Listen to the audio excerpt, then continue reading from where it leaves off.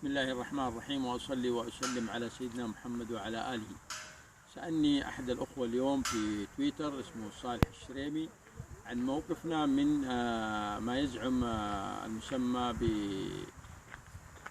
بأمير داعش أو الخليفة على ما يزعم، وهل ينتسب إلى النبي صلى الله عليه وآله وسلم وإلى قبيلة قريش أم أن ذلك زائد. لقد أوضحنا هذه المسألة أيما إيضاح في عام 2009 عندما أصدرنا في ذلك الوقت أصدرنا بيان شافي وافي عن مسألة انتساب البو عواد إلى قبيلة البو بدري. طبعا صاحب تاريخ العشائر العراقية، موسوعة العشائر العراقية، والمتوفي في زمن الملكية في زمن حكم الملك فيصل الأول بن الحسين في العراق العزاوي، ذكر أن عائلة البو عواد حلفاء للبو نوار للبو بدري، والبو بدري ليس أبو عواد صليبة منهم وإنما حليف. ولذلك إن ادعاء المزعوم اللي هو إبراهيم عواد أبو عواد، ادعاء أنه من سلالة الحسين بن علي بن أبي طالب، هذا ادعاء زائف وادعاء لا تقوم عليه بينة ولا حجة، وإنما ادعاء المذكور في 2009، لأنه في ذلك الوقت خرج من الترتيب الذي اليوم ظهر أنه يكون خليفة المزعوم. وهذه القصص احنا أثبتنا في مؤسسة الرابطة أن حزب البعث، هذا الحزب الذي نشر أيديولوجيات في خلال حرب إيران العراق الأولى، نشر أيديولوجيات عن السفياني وعن أن زعم أن صدام هو المزعوم، وهو كذلك انتسب إلى النسب الهاشمي، وغيره كثير ادعوا هذا النسب. والسبب في ادعاء هذه البو عواد وغيره هو وجود أماكن لتزوير الأنساب الهاشمية مدعومة من منظمات حكومية، الهدف منها تشويه صورة آل البيت كما هو الآن يشوه صورة الإسلام باسم داعش. اليوم الإسلام في العالم كله ينظر إلى أن التنظيم الزنادقة المسمى بداعش هو تنظيم إسلامي، وأنه هو الدولة الإسلامية، وهذا خطأ. شفنا المملكة العربية السعودية تقود تحالف دولي هي والحلفاء للقضاء على هذا التنظيم.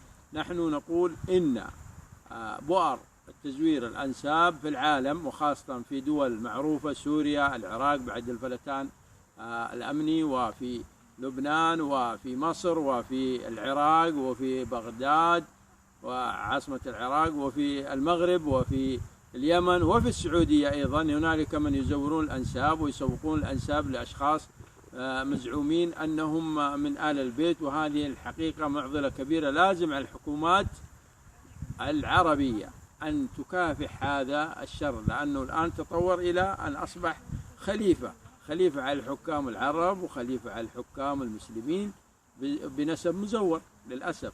فعائلة البو عواد لا تنتمي إلى قبيلة بني هاشم، وكذلك النسب الذي زعمه هو نسب منقطع لا يتصل بالأنساب الهاشمية. لا يوجد أي مرجع تاريخي في المصادر المعتمدة لدى أهل الفن في علم الأنساب تثبت أن النسب الذي ادعاه المذكور هو أصلا نسب منقطع ولا يصح، عطفا على أن البو عواد ليسوا من قبيلة البو بدري، والبو بدري إنما حلفاء عليه. هنالك في المملكة كذلك أسر كثيرة ادعت النسب، والسلطات السعودية الحمد لله لا تقر لها بذلك الادعاء، ولكن بعضهم تطور إلى أن أصبح يدعى وهو في شخصية قادة تنظيم في السعودية، وهي ليست من آل البيت. ونشاهد في الإعلام وفي في قناة الجزيرة خاصة وفي تويتر يدعونه بالهاشمي، وهو ليس من أسرته معروفة، أسرة ليست من آل البيت. وإنما من أسر مكة التي متحضرة. وهذه من أكبر الأخطاء التي اليوم تحصل عن طريق نقابات، خاصة في ولم نسمع صوت لأي نقابة تدعي أن أو نقباء يدعون في العالم الإنكار على إبراهيم البوعواد، مسألة القرشية، وكذلك مسألة انتسابه إلى بني هاشم، إلا أن مؤسسة الرابطة هي المؤسسة الوحيدة في العالم الذي أنكرت هذا الشيء من أساسه في عام 2009 ثم في 2011. وقد نقل عنه ويكليكس، نقل عننا ذلك، ونقل عننا ويكليكس دولة البغدادي، ونقل عننا مصادر أخبارية مثل CNN وكذلك البي بي سي وكثير من القنوات في حينه في 2011.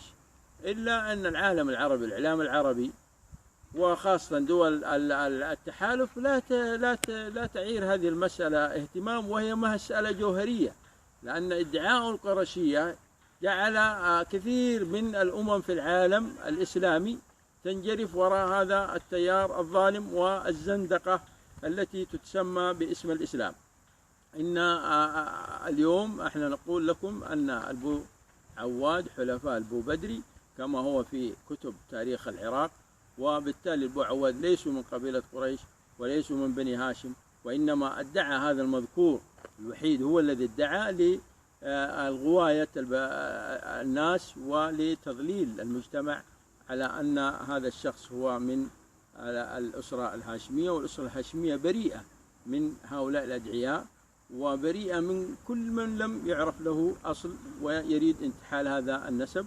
ونهيب بمجمع الحكومات العربية والإسلامية وجامعة الدول العربية وخاصة في مصر أن نسمع أصوات تنكر هذا الزعم للبو عواد. وكذلك في العراق نريد من الشرفاء في العراق والمرجعيات النسبية المعروفة أن ترفع صوتها عاليا وتنضم إلى إنكار هذا النسب الدعي للمذكور، والحمد لله أولا وآخرا.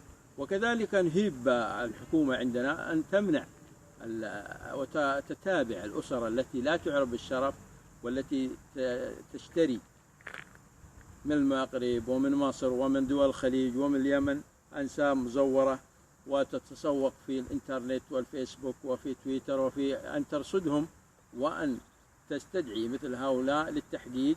لأن اليوم في السعودية هناك تيار للأسف زعيمه في السجن وادعى الهاشمية، وكذلك تيارات لا نعلم حقيقتها ممكن في يوم من الأيام. وكذلك في اليمن شخص يدعي أنه الإمام المهدي الآن ويدعي النسب الهاشمي، وهذه كلها أمور مرت في التاريخ. كثير من أدعى النسب في النهاية يقوم بحركة ضد المجتمع وضد السلم وضد الدولة، ونخشى ما نخشى أن يقوم هؤلاء المدعين وأن يخلوا بالأمن ويخلوا بالمجتمع، وفي ذلك زعم غير سوي منهم.